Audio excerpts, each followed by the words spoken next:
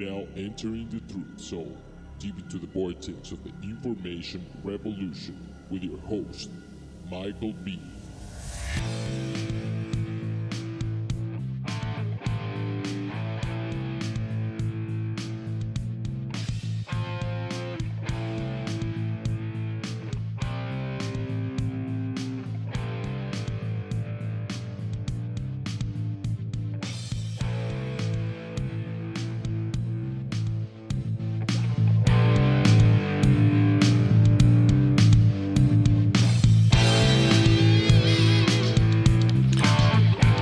This is the Truth Zone, and I am your host, Michael B., coming to you live on this glorious June 27th in North Dallas, Texas, deep within the vortex of the information revolution. And gee, I caused quite a stir yesterday. I just innocently,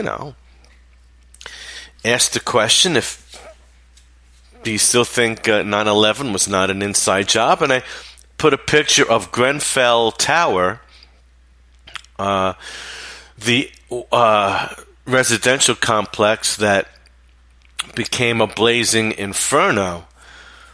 Was it a couple of weeks now? I forget. I don't know if it was last week or 2 weeks ago.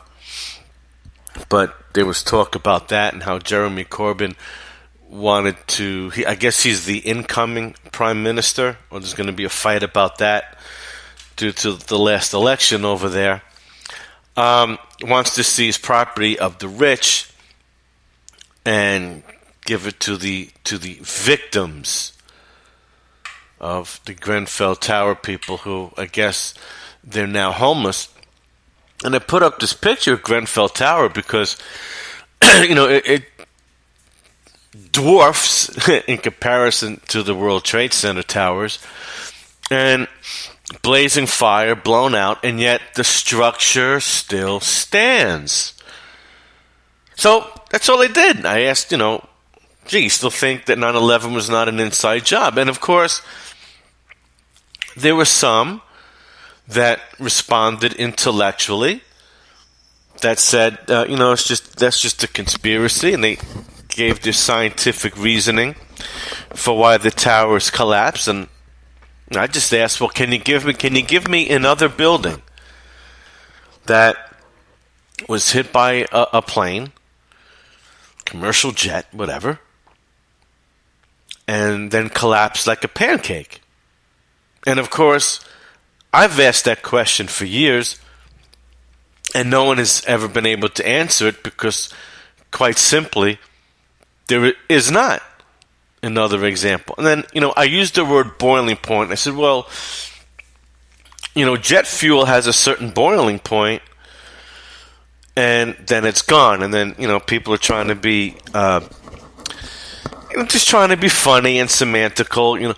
Oil doesn't boil off.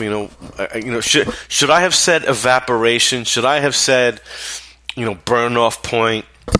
Someone tried to say, well, the Grenfell Tower wasn't dripping oil. Well, the towers weren't dripping oil either. Oil has a maximum burn-off point at a certain temperature, and steel has a melting point of another temperature. And oil is going to burn off a hell of a lot faster than steel is going to melt. But let's not talk about that.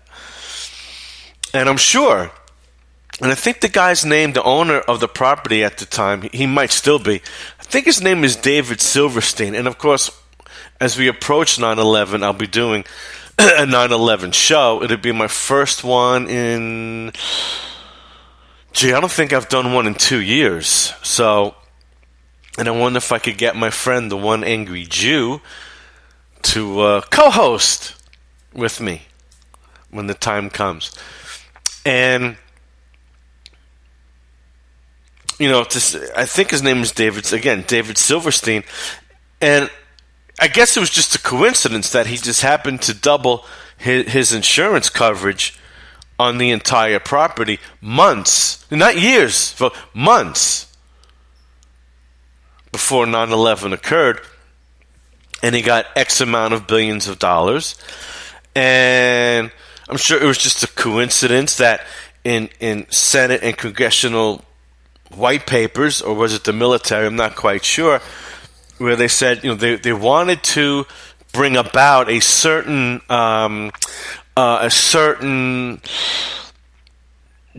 dare I say, like, New World Order, something of that nature, and they needed another Pearl Harbor to get the people on board with, let's just say, the strengthening of the military powers within the country, and let's say not having us as free and relaxed as we were pre 9/11. That must have been a coincidence too. And I guess it was also a coincidence that on September 11th, 1991, George Bush 41 blatantly called for a new world order, a new rule of law to make us basically good little puppies. I'm sure that was a coincidence because, 10 years later, his son is president, Bush 43, and we have September 11th, 2001. 10 years to the day. I'm sure that it's a coincidence. And I'm sure that the other coincidence is that the plane hitting the Pentagon just so happened to hit the newly fortified section of the Pentagon, minimizing damage and minimizing casualties to important people. Okay? And I'm sure that the only plane to not reach its target, which some say it was supposed to go into the White House, some say it was supposed to go into the U.S. Capitol, but that plane in particular didn't make its intended target, but the other three did. And that must have been just a coincidence. It must have been just a coincidence that NORAD was running drills that day and stood down while 9/11 happened. I am sure that all of these are coincidences. That they just happened. And it's all Saudi Arabia's fault because they financed 9/11, yet we don't see a declaration of war. We don't see a cessation of aid. Matter of fact, Trump just signed an arms deal, right? Giving them more weapons. We don't see sanctions on them. We see nothing. We see handshakes and bowing the last 16 years. But that must not mean anything. Right. I'm sure that there's nothing to see here and there's no conspiracy. Never mind the fact that I have interviewed certified pilots and they said, no way on this planet could those supposed amateurs fly two commercial jets with such precision at that speed through a city like that and hit its targets. But so what? Forget about all the physicists, forget about all the architects. There's nothing to see here. The bullet stopped in midair, caused 4 injuries, and Lee Harvey Oswald was the only shooter. Let's just discount the Sabruta film, and let's just negate the laws of physics. Why not? Because, after all, the American government are just full of noble people. And even though the Bible says, don't put your trust in nobles, or don't put your trust in man, but put your trust in God, I'm sure that there's nothing to see here. And I just stirred up a lot of emotion and anger in people because, how dare anyone question the motives of our government? I'm sure that they're honest and they're decent people. they were decent people then, and they're decent people now, I'm sure.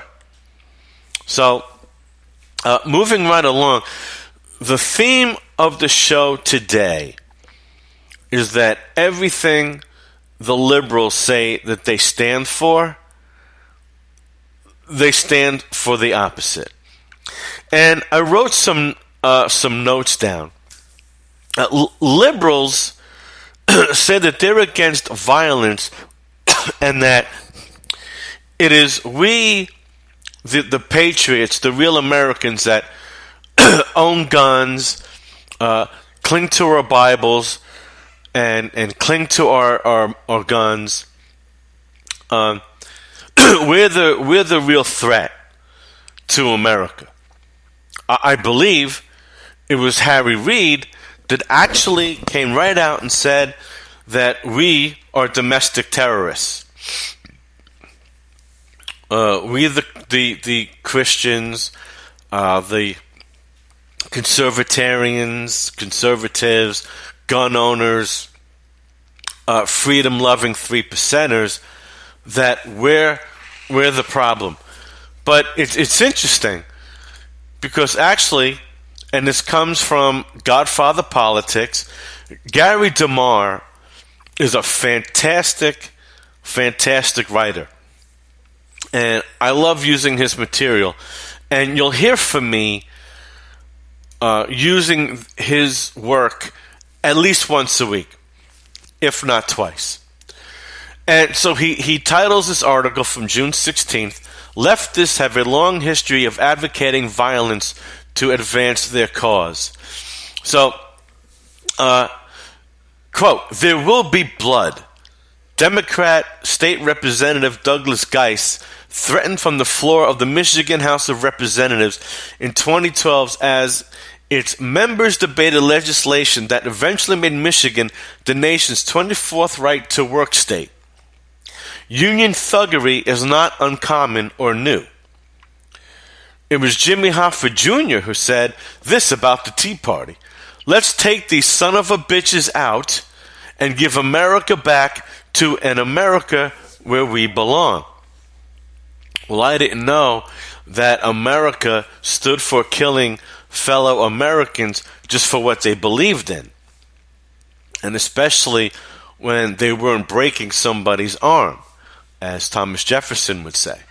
The history of the labor movement in this country is a history of purposeful disorder. Quote, "As it entered the industrial age full blast in the 1870s, America had plunged into the bloodiest and most violent labor history of any industrial nation in the world. Under the auspices of the First Education and Defense Society, workers met regularly and drilled with firearms. On May 4th, 1886, during a labor rally in Chicago's Haymarket Square, anarchists had thrown a bomb into police ranks, killing 7 policemen and injuring 70 more. The gathering had organized to protest the killing of 6 striking workers at the McCormick Harvest Plant. At the trial for the anarchist leaders, the following treatise, written by Johann Most, a leading American anarchist, was entered into evidence. Science of Revolutionary War, Manual for Instruction in the Use and Preparation of Nitroglycerin, Dynamite, Gun Cotton, Fulminating Mercury, Bombs, Fuses, Poisons, and so forth. Most guide consisted of information he gathered from his experience at an explosives factory in Jersey City. With a certain zest, he contemplated using hand grenades and blaster cartridges, the proletariat substitute for artillery. Larger bombs were even more promising. That which reduces what has been solid rocks into splinters may not have a bad effect in a court or a monopolist's ballroom. Like all romantic revolutionaries, these early social justice warriors believed that humanity could be saved only with blood and iron, poison, and dynamite. Well, that seems pretty terrorizing to me.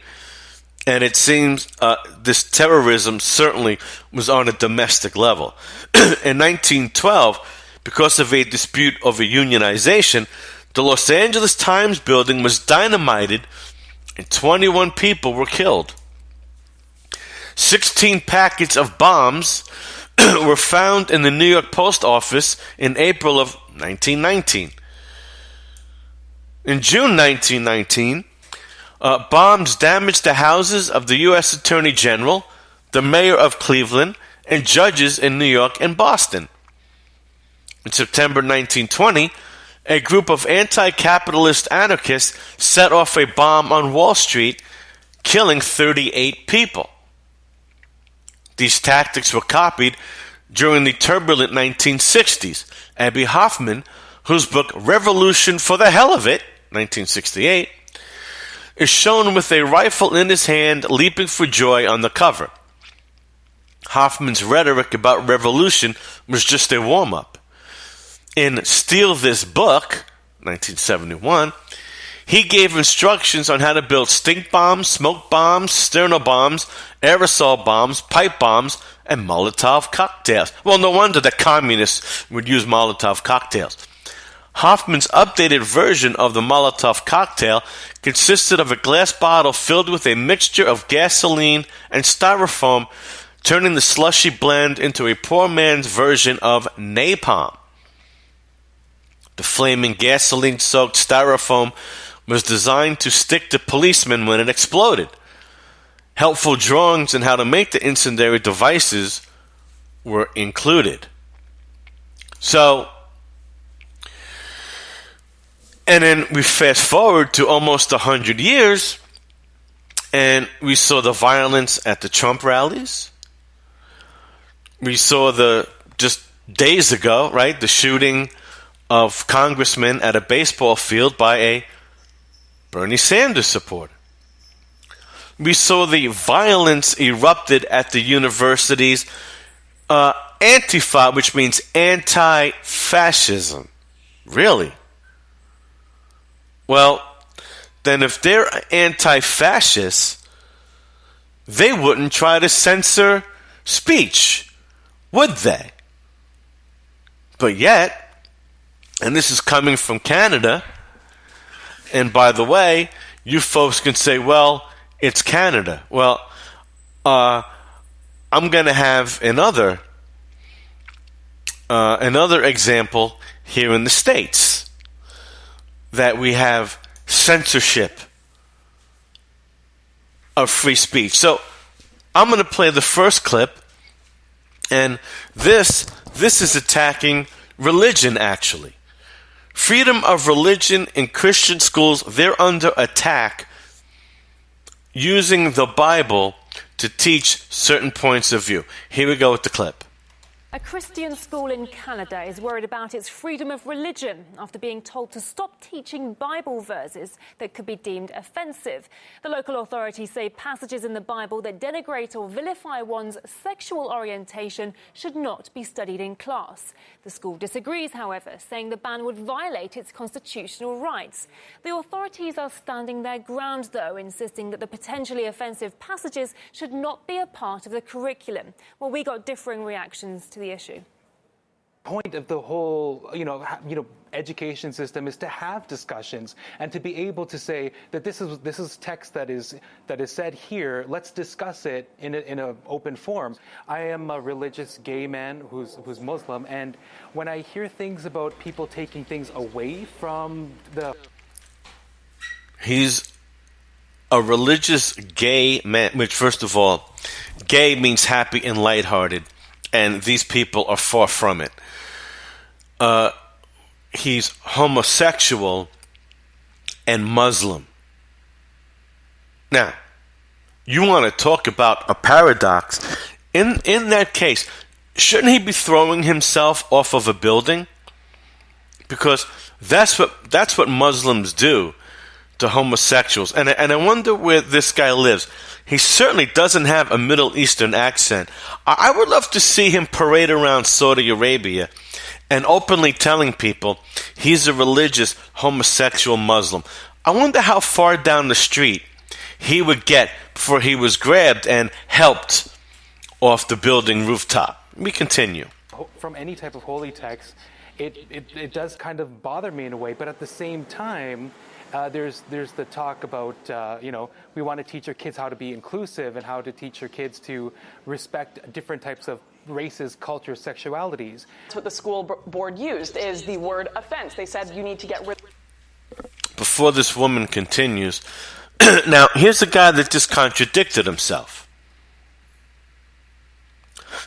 First, he says it bothers him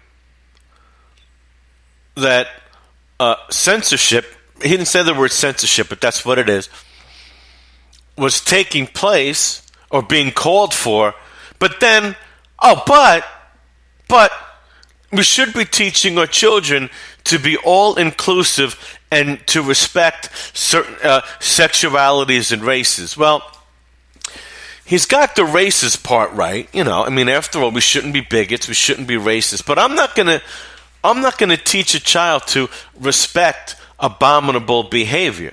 Now, I'm not going to teach children to throw people off of rooftops or to stop them from getting a job, or to do violence on them or to mentally abuse them. No, I'm not going to do that. But I'm certainly not going to teach children to accept homosexuality as a brand of norm and then to be okay with legislature being passed that they're to be recognized as married people, and whoever doesn't want to bake a cake or make flower arrangements should be fined heavily to either out of business, take sensitivity courses. And I'm not going to teach children to have it said that it's okay for same-sex couples to receive children into their care and to have them artificially created. No, I'm not going to teach that because that's not acceptable. It's an abomination to God. It's an abomination to nature. And I'm just not going to do it. So this guy contradicts himself. He contradicted himself. His whole life is a contradiction. How can he be a religious Muslim and homosexual openly? Can't do it. You just can't do it.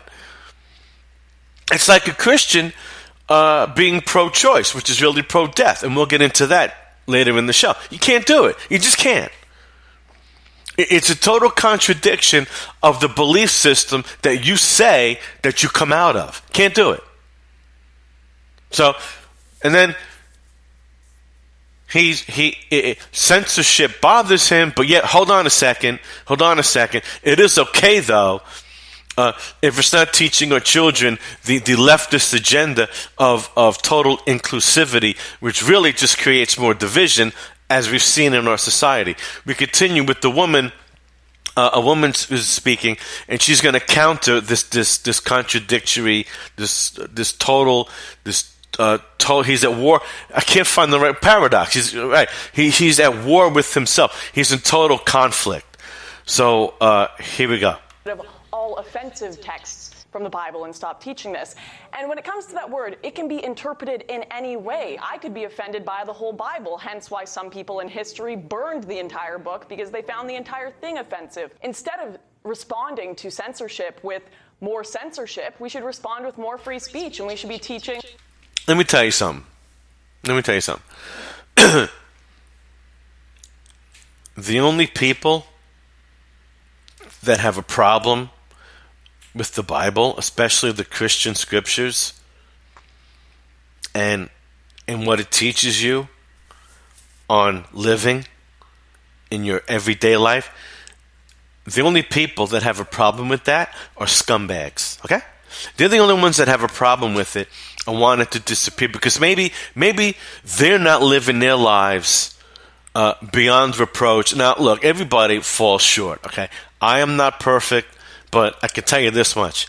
I'm not pro-death, infanticide. I don't cheat people. I don't embezzle people. My word is my word. I keep my word. My yes means yes, and my no means no. And a lot of times I'll cave to my own detriment to the benefit of someone else, but at my harm, and that's going to end, really. But at any rate, the only people that have a problem with Christianity are those that are living against it. Because many, we have this situational ethics deal, this transhumanist manifesto where we can just make up right or wrong as we go along, and everything is in a gray area. And who are we to judge? Which judgment 2,000 years ago isn't the judgment that is being twisted in today's liberal society. So we're allowed to discern behavior, and we're allowed to include or exclude people that are basically anti-Christian.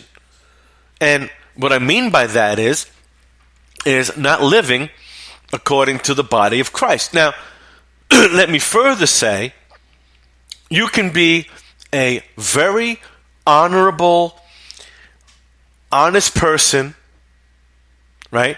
You can be pro-life. You can be pro-freedoms, right? Legitimately. You can be legit, as they say, without pronouncing a Christian faith. You don't have to call yourself a Christian yet. You could be living by the Christian scriptures without even knowing it.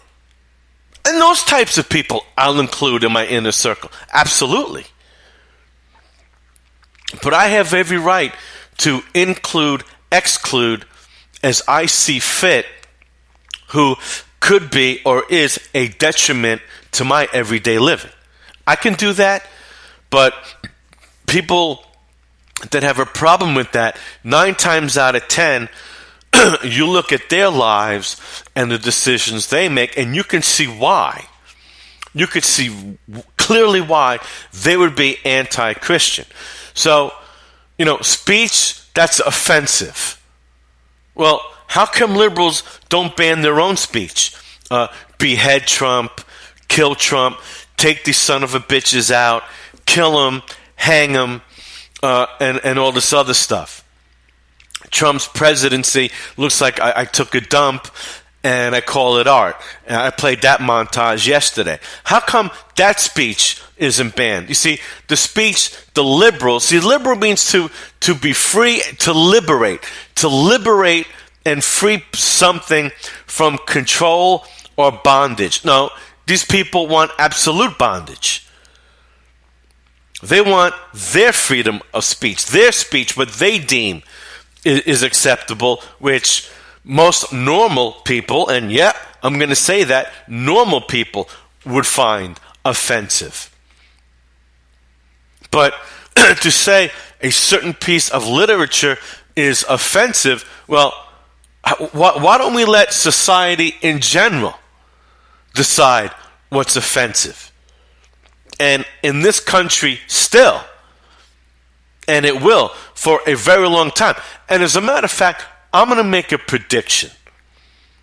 I'm going to say that Christianity is going to make, not that it has to make a comeback per se, but I'm going to say it's going to get even stronger in our country from what it is today, right? I mean, it's taken a beating the last 50 years. Christianity is going to be on the uptake, and these other counterfeit religions or faiths or ideologies, they're going to wane off. They're going to decrease because evil only triumphs for a short time. People stay asleep only for a short time. Now, some people never wake up, but in a mass society,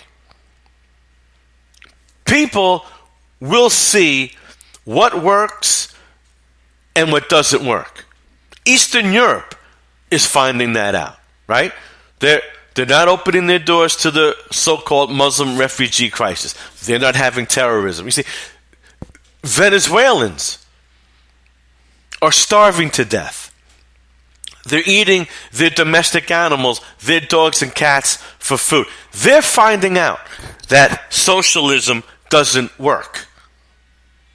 We, for some reason, as a country, can't look at another country, can't see the 187 times, I think that's the number, of where communism, socialism, whatever you call it, totalitarianism is what it really is, has failed every single time. And yet, so much of Western Europe and so much of America, they're calling for something that is an epic fail. So I do believe that Christianity will become stronger in America as we see more and more corruption, as we see the left getting more and more desperate, because they are losing. Overall, they are losing. Okay, Starbucks has taken a hit in their stocks for their beliefs. Target has taken a hit in their stocks for what they've tried. Chick-fil-A saw mass abundance when they were attacked. Hobby Lobby saw mass abundance when they were attacked. So we're seeing the mainstream media, which is mostly leftist, we're seeing their numbers collapse. They're only propped up by corporate billionaires not caring to take a loss.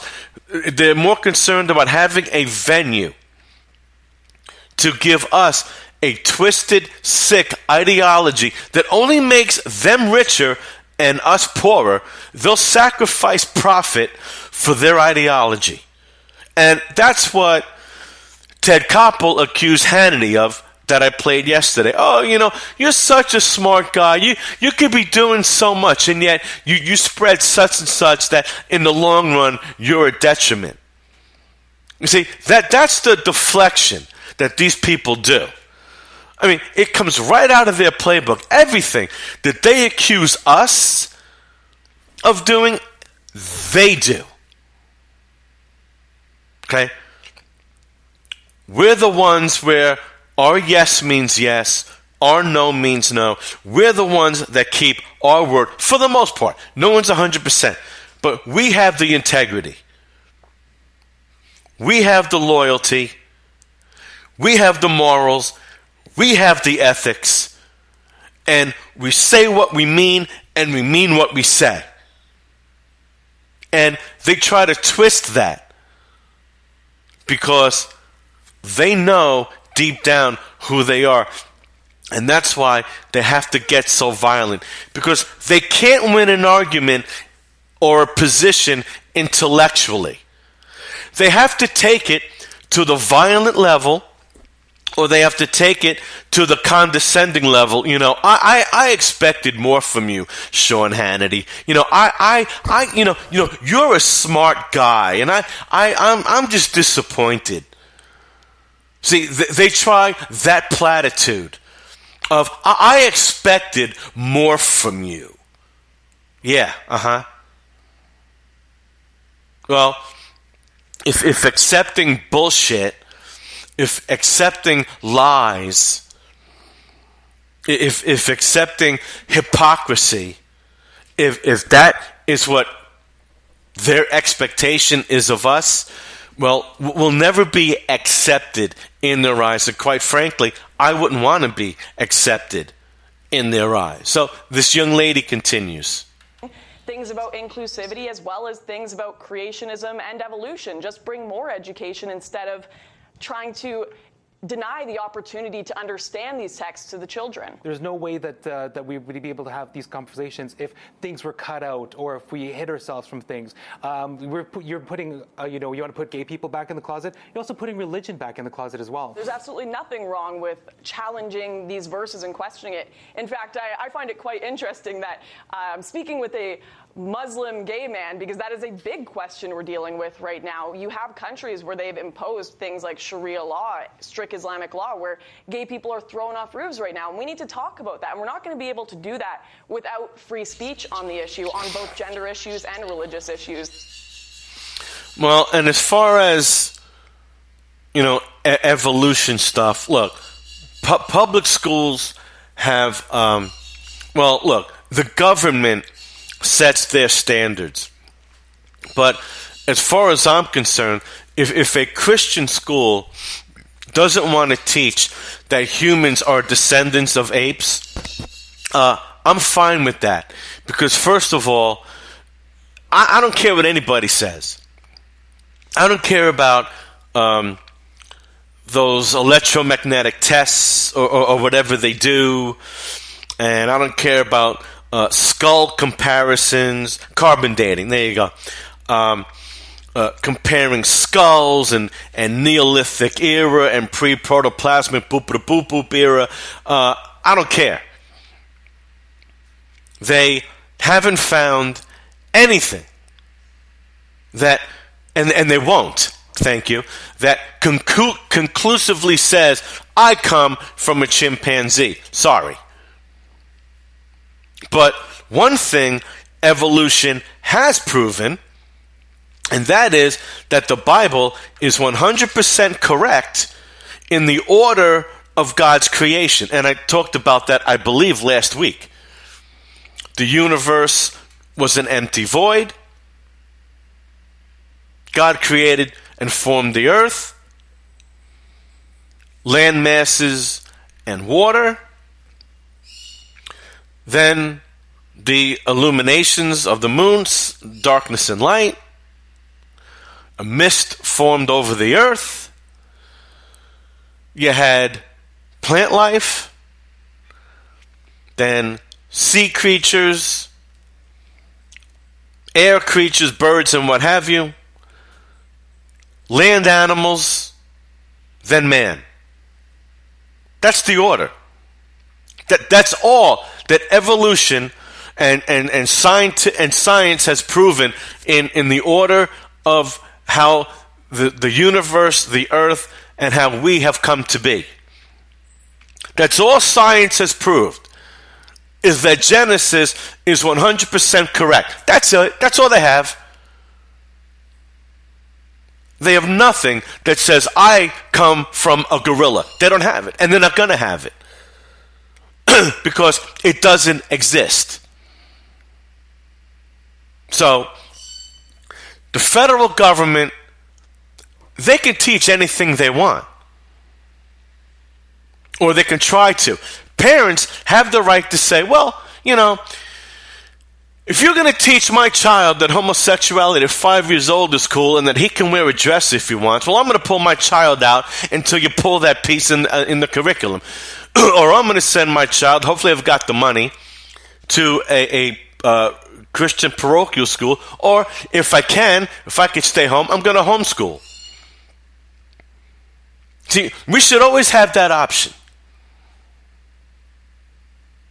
But as the picture shows for my show today, liberals want to squash your religious rights. Oh, not of the Muslims, though, who are the most violent against the people that they support. They hate homosexuals and they treat women worse than property. But yet the liberals are in full support of that religion. You talk about slitting your own throat, literally. The liberals do it over and over again. But you see,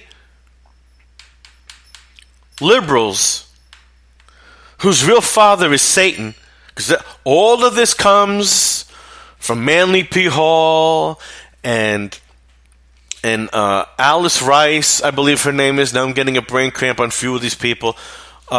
Margaret Sanger, Aleister Crowley, who was an open Satanist. All of these people. Bill Ayers, Saul Alinsky, George Soros, Zbigniew, I think Brzezinski. All of these people. They are all pawns of Satan. And liberals and feminists will team up with Muslims who really hate them, who really kill them on a daily basis. You see me read The Religion of Peace. website, The Daily Killings, how women and children are killed every single day around the world. But the liberals and the Muslims have one thing in common. They both hate Christians. Because Christianity stands up for truth.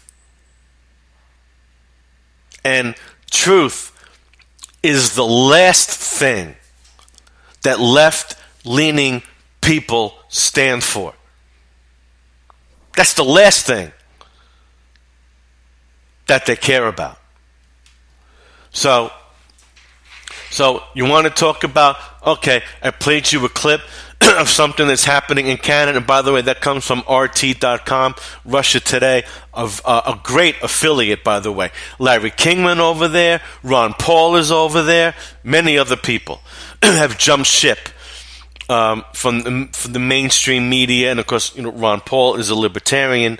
So that just makes sense that he wouldn't have gone to either Fox or CNN, that he has his own affiliate, and he works out of Russia Today as well. So, again, another article from Gary DeMar, and it's dated the 23rd of June. Jean Ponder, a teacher of advanced placement government economics at Spanish Fort High School, this is out of Florida, by the way, compiled a list of 31 books for summer reading. Students only had to choose one book. Nearly every book is of the conservative to libertarian variety. To no one's surprise, there was a general freakout by the establishment statist educators. Baldwin County Board of Education President Shannon Cawley told Gulf Coast News Today that she became aware of the issue through social media and alerted the superintendent. Quote, as a courtesy, the school principal called to let me know that the list has been removed and assignment canceled, Cawley said in a Facebook post. He'll be sending an email to all senior students and their parents to notify them that there will be no summer reading assignment for this AP government class. So, because this teacher put out a list that he felt was relevant to his course, and every school that I know of has summer reading. But because it's viewed as conservative or libertarian, we can't have that. So not even asking that teacher to perhaps maybe balance redo the reading list. Let's just cancel it all together. Let's not promote reading over the summer at all. Bad enough that children jerk off on the internet hours at a time, and that's all they do. Now let's just have nothing over the summer. Great. So don't revise the list. We'll just cancel the whole assignment. Well, if that's beneficial to education, liberals say that they care about children and want to, they want free education so everybody has a shot. Yet they'll cancel an entire summer reading assignment because the list isn't liberal enough. And that's what's happening here. Superintendent Eddie Tyler confirmed that in a statement, saying the teacher had removed the reading list. It is no longer on the website. Yeah, the teacher was forced to remove it. Mr. Ponder's reading list that is going around on social media has not been endorsed by the school system. The list has been removed by the teacher. Right, and I'm sure if he didn't, he would have been fired. Baldwin County Public Schools has a process to vet and approve reading lists so that a variety of sources are used. I expect all employees to follow our processes, procedures, and policies. Okay, as I said, okay. Why wasn't the list at least revised? No, the whole thing is totally canceled because it doesn't conform to the leftist ideology for how they want to educate our children. So, teachers having conservative libertarian leanings or religious leanings, be it public schools or private schools, they're under attack. So it's not even fair and balanced expression of religion. No, this country condemns one, promotes another who is has the most deaths, clearly, by far, in their religion. And when it comes to education, it better be our agenda or the whole thing is canceled. And you could possibly be fired. That is what the leftists call liberating. So, my solution, as I've said to this audience, parents need to be on the same page politically, spiritually, and ideologically, on the same page.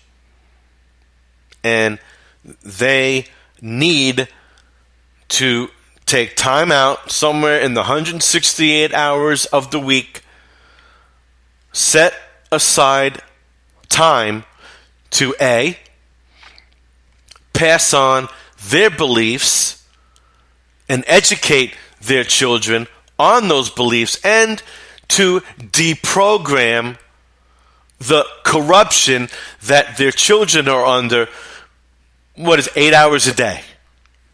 So that's the solution.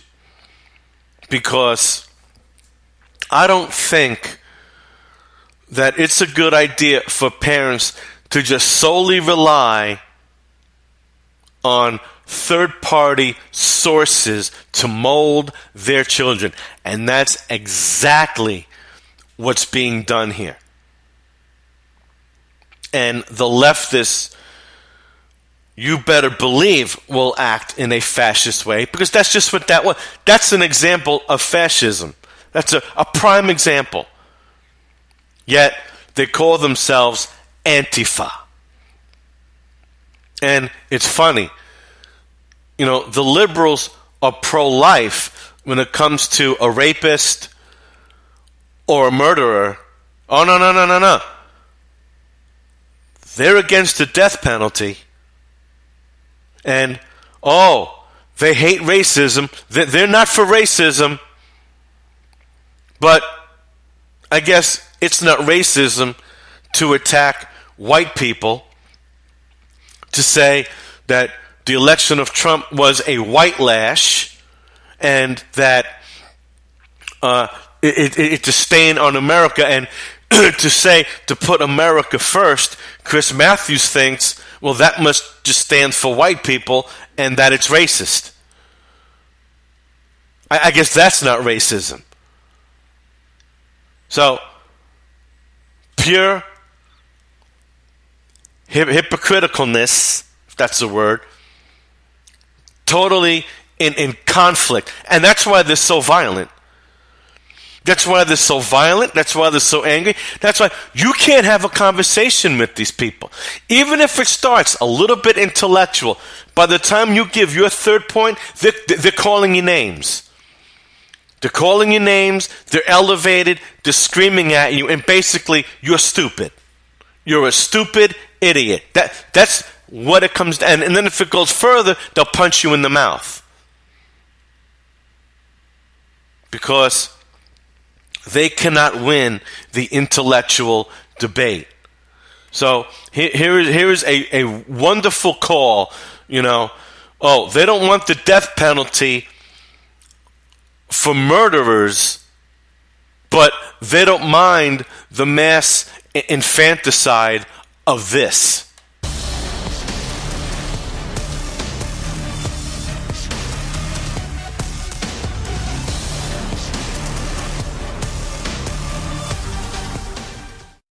Hi everyone, Lisa Haven here, and I've got a bombshell news report to share with you. Well, a feminist magazine called Medusa Magazine has come up with a report saying that white women should not have any more white babies because they're causing the racist problem. Oh my gosh, this is insane.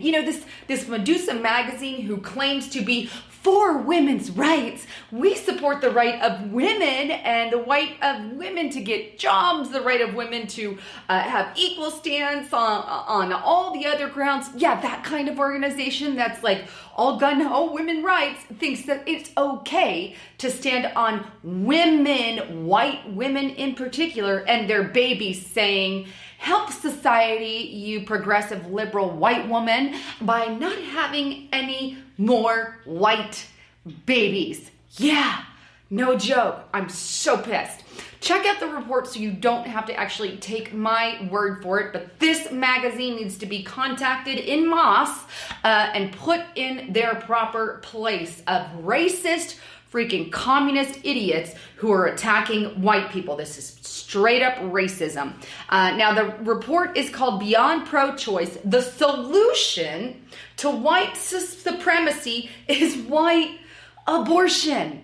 Now, the report goes on to detail and says, in a progressive society, and I'm not a progressive, but in a progressive society, it is often white females that stand in the way of equality and justice. Systematic white supremacy depends first and foremost on the white family unit. When white conquerors forcefully penetrated the indigenous homeland of the native people of America, they were quick to replace it with their white societies, initiating their partisanism by establishing white plantations headed by their white fathers, submissive white mothers, and most critically, their little white babies, with full dominion over the enslaved and oppressed people of color that were forced to uphold these micro-fiefdoms. It goes on to say that it is no surprise then that American fascination with the white family unit has gone hand in hand with the historical proliferation of white supremacy. That is why the white family unit must be destroyed. What the hell is wrong with these people? I'm so sorry. I'm a Christian girl, but here they are, and I haven't even read the worst part yet. I'm going to get to that in a moment. But here's what they're basically saying. You're white. You're a white supremacist. You stomped on Native Americans and put black people in freedom or in bondage. I mean, we're not living 100 years ago. We're in a new generation. But all of a sudden, if we're going to bring up all the... Here's a news flash. It was Christians that ended slavery. And by the way, we're in the year 2017, folks. I mean, she brought up a great point. We're not in 1863 anymore. We're not even in 1963 anymore. The only slavery that's taking place is in the Middle East and Africa. It's black on black slavery. And a lot of people don't know this, but the very first documented slave owner in America was a black man. Yes, that's right, a black man. And you can look that up. Muslims have slaves in 2017. Christians do not. Black people have slaves in 2017. White people do not.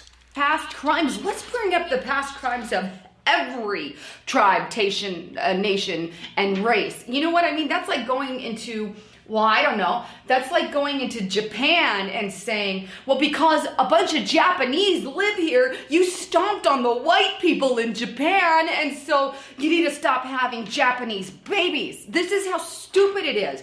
Look, we just so happen to be here in America, more European in color. That is the nationality, the majority of the nationality in America. Yes, we're a melting pot. Yes, we're a mix of everything. There is one that dominates, just like if you go to China, there's one that dominates. Or if you go to Japan, there's one that dominates. Or if you go to South Africa or wherever, then there's one that dominates. If we go to Mexico, then there's a race that dominates. It's no different here in America. But yet idiots at Medusa magazine want to sit there and say, well, you white women should stop having babies because you're white and you're a white supremacist. Very apropos that this magazine would be named after a very evil entity in Greek mythology. That's not an accident either, folks.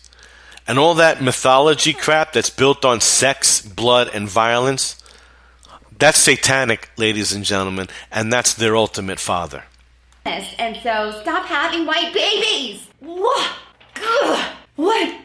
is wrong with people? I mean, really. But no, never fear. It goes on to add a little bit more after it's already said that the white family unit needs to be destroyed, right? Here's what else they had to say, and I quote, "White women, it is time to do your part, white ladies.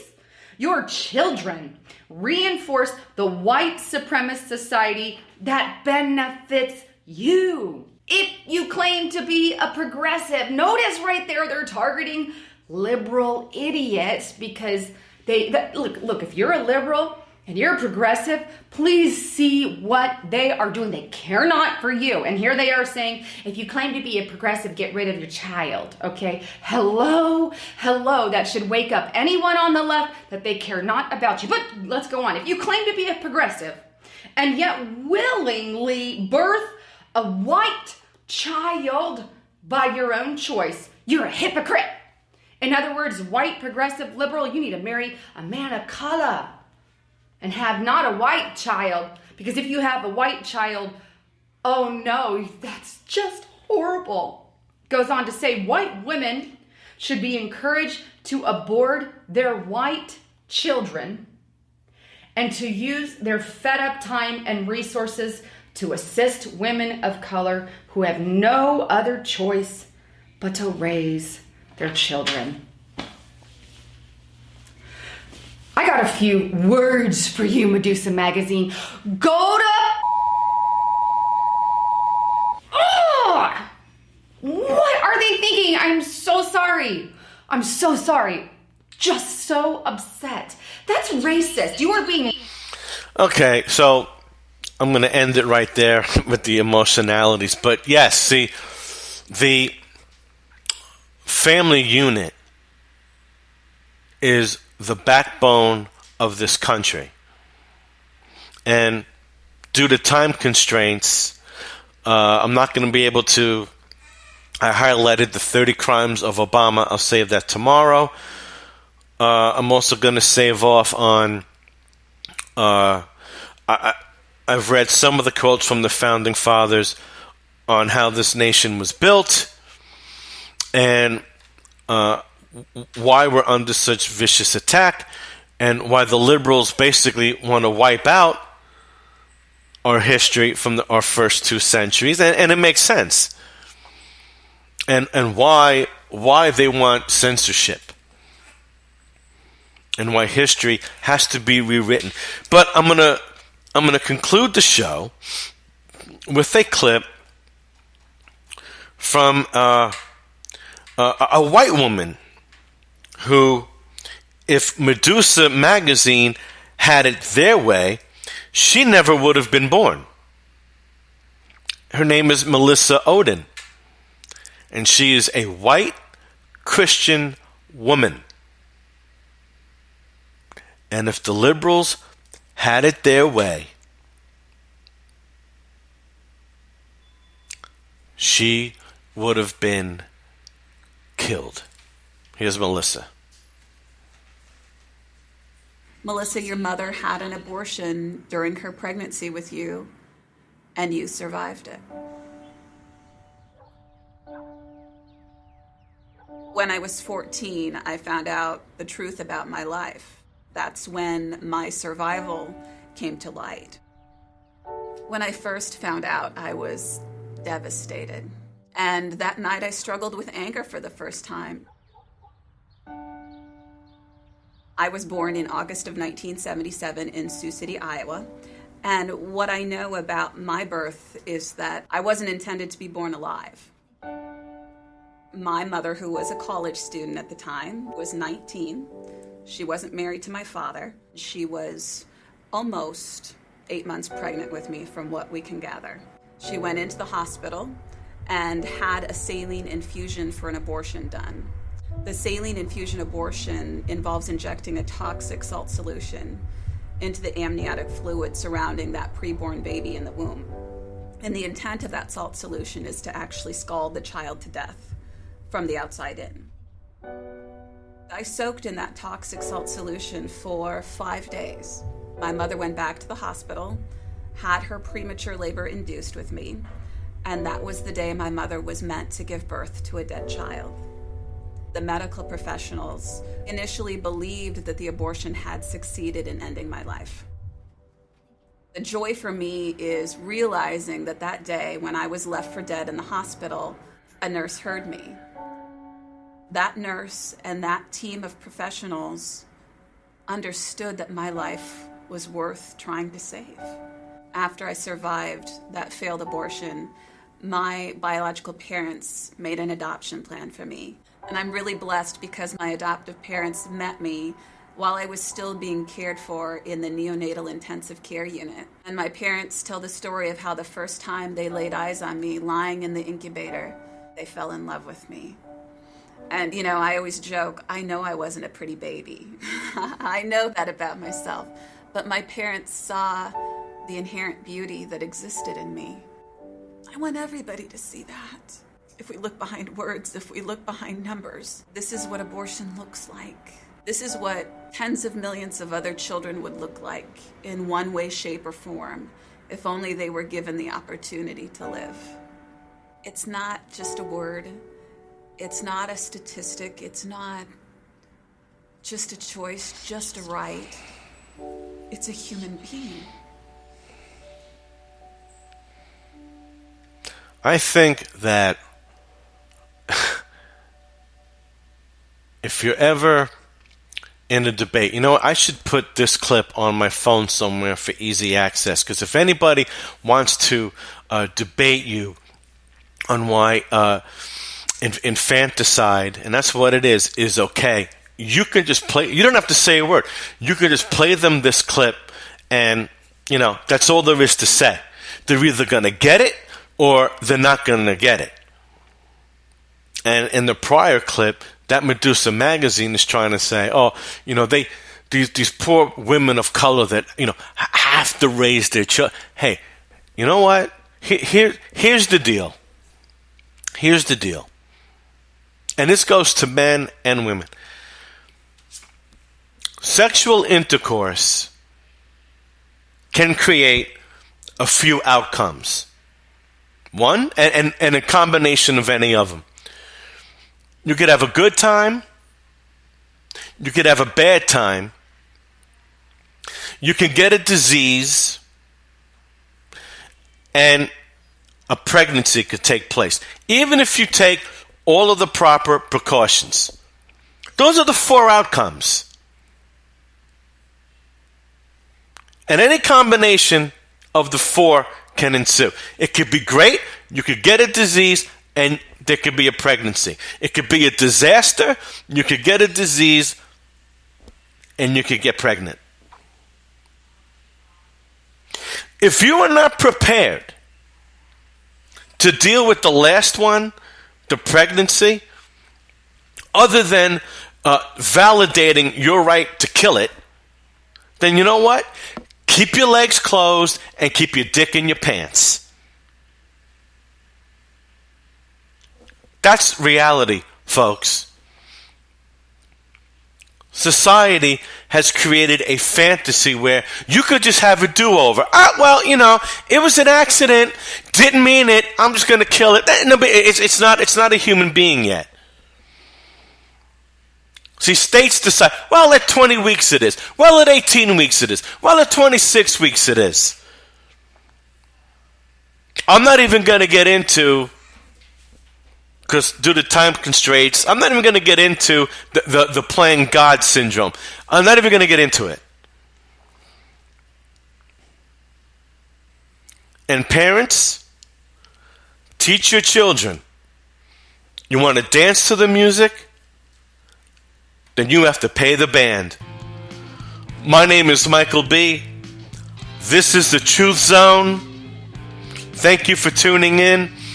See you tomorrow, 10 a.m. Central. We're going to lead off with Obama's 30 crimes for impeachment. Thank you.